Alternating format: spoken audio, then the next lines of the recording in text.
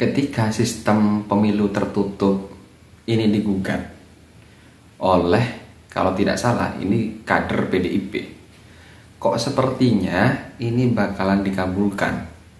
Karena kenapa? Ya, saya tidak melihat ini dari sisi hukumnya, tapi melihat dari siapa yang menggugatnya. Seperti yang disampaikan kritikan kemarin oleh Ketua Partai Nasdem, Surya Paloh, yang mengatakan bahwa hukum dimiliki oleh yang berkuasa. Lah, saat ini yang berkuasa itu sedang menggugat sistem pemilu dari terbuka ini menjadi tertutup. Kira-kira bakalan dikabulkan atau tidak?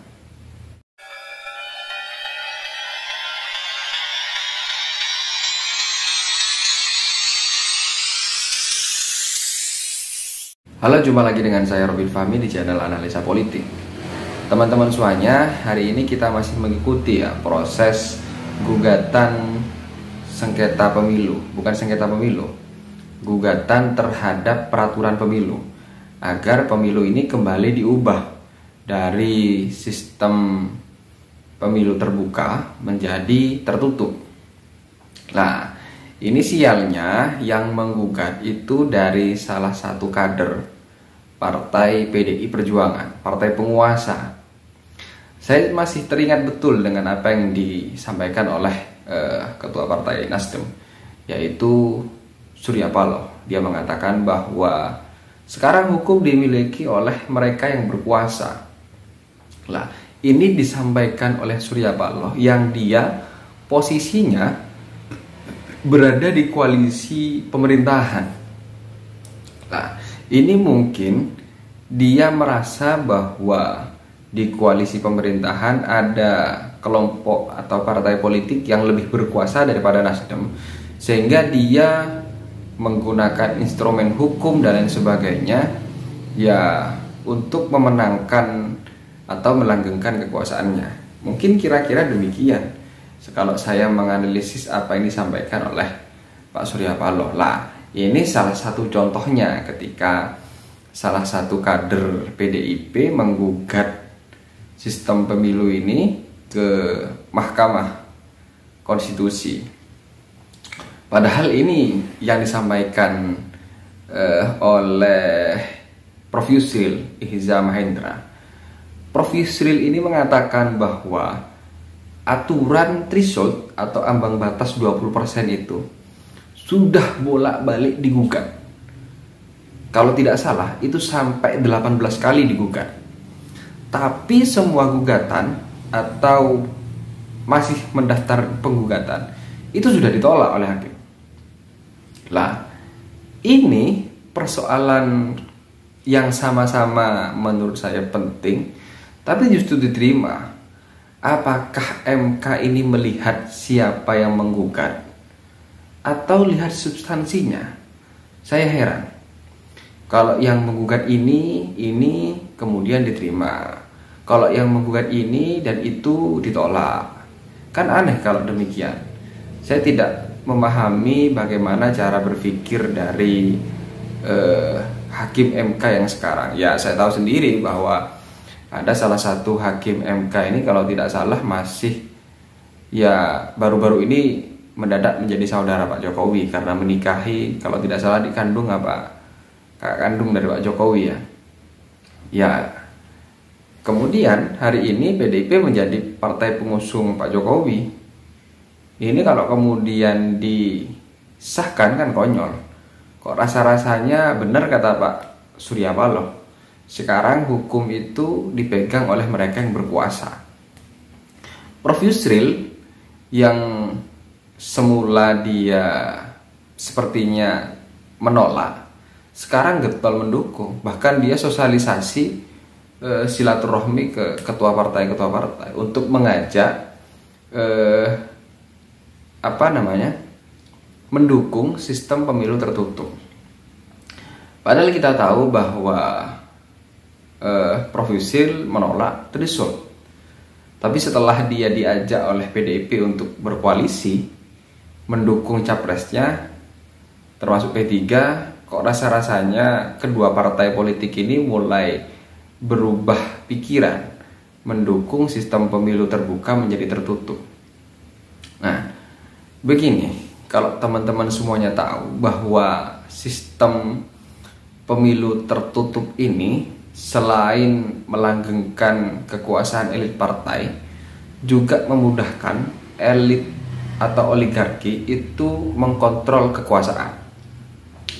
Misalkan begini ya, kalau sistem terbuka itu masyarakat akan mencoblos bukan kucing dalam karung. Artinya dia mencoblos siapa calon DPR yang memang dia punya kompeten, yang dianggap kompeten dan ya dianggap layak lah, sehingga masyarakat memilihnya secara langsung. Kalau sekarang tidak, masyarakat memilih partai politik kalau sistem tertutup.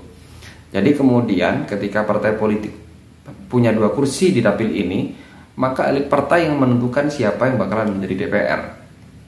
Nah, oligarki yang semula itu memberikan uang untuk calon DPR yang berpotensi jadi, setelah terpilih mereka punya hutang budi, kemudian melegalkan salah satu undang-undang yang mereka inginkan, misalkan perpu undang-undang cipta kerja, misal ini pesanannya oligarki misalkan, ya bisa tidak kan, seperti itu.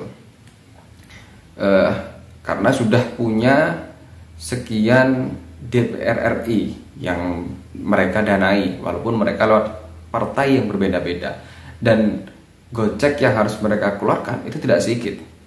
Misalkan total di DPR RI itu ada 500 DPR, terus kemudian dia harus bisa punya 100 DPR RI minimal gitu lah. Nah, kalau satu anggota dewan menghabiskan 10 miliar, artinya dia harus menghabiskan banyak uang untuk mendanai untuk mendanai sekian calon anggota dewan. Ini misalkan. Tapi kalau kemudian dipegang elit partai, oligarki cukup memberikan uang kepada elit partai.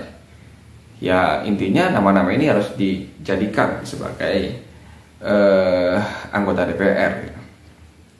Lah, sehingga kemudian mudah saja oligarki untuk mengkontrolnya.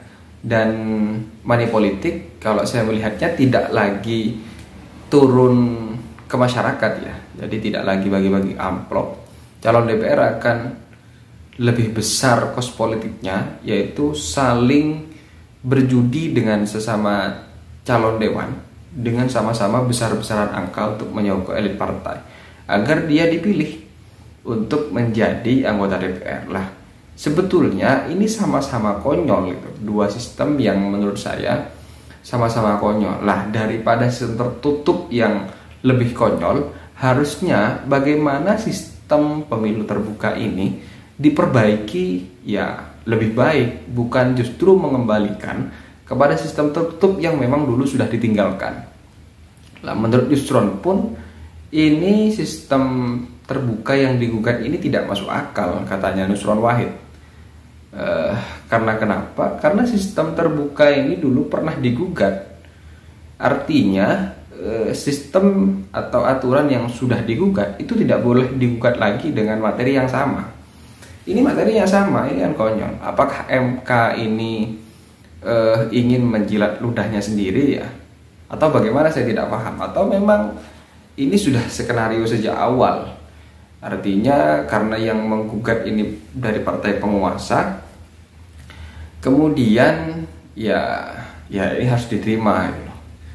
Saya rasa kok semakin kesini semakin ke situ ya. Jadi hukum di negara kita ya begitulah. Kita sebagai warga sipil, sebagai masyarakat sipil itu semakin capek melihat bagaimana kondisi ya hukum. Sekarang kita tahu kemarin institusi Polri kasus Sambo, setelah itu kasus Teddy Minahasa, setelah ini kasus Kemenkeu soal pajak.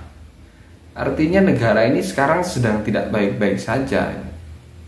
Sebelum-sebelumnya masyarakat sudah menolak tentang UU Cipta Kerja, tentang Omnibus Law dan lain sebagainya. Tapi tidak ada yang selesai sesuai dengan apa yang diinginkan masyarakat. Semuanya selesai apa yang diinginkan oleh penguasa. Bagaimana menurut teman-teman? Silahkan komentarnya. Sekian dari saya. Assalamualaikum warahmatullahi wabarakatuh.